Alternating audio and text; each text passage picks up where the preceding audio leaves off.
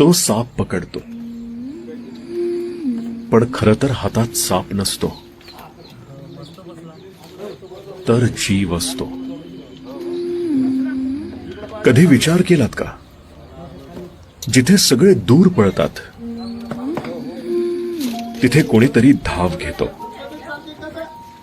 एकाकी निस्वार्थ जीवाची पर्वा न करता. कुणाबद्दल बोलतोय मी? हो, बरोबर ओळखलत. तो सर्पमित्र असतो. एका फोनवर धावत येणारा, कधी गावात, कधी शहरात, कधी शेतात.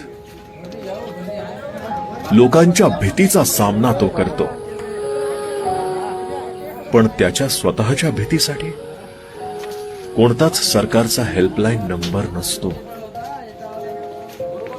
ना अपघात विमा असतो, ना पगार, ना कुटुंबासाठी आधार, ना सिक्युरिटी, काहीही नाही.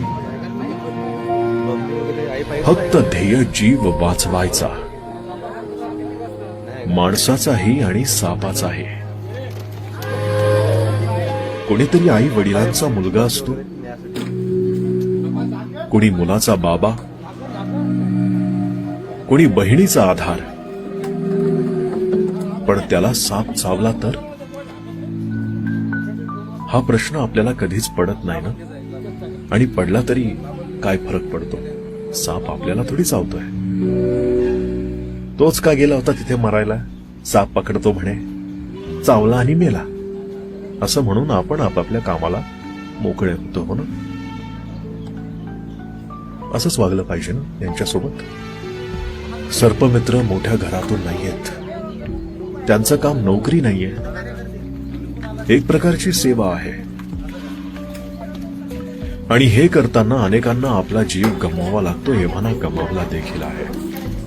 आज आपल्या सगळ्यांसाठी एक प्रश्न आहे. याचं उत्तर कमेंट बॉक्समध्ये द्यायला विसरू नका.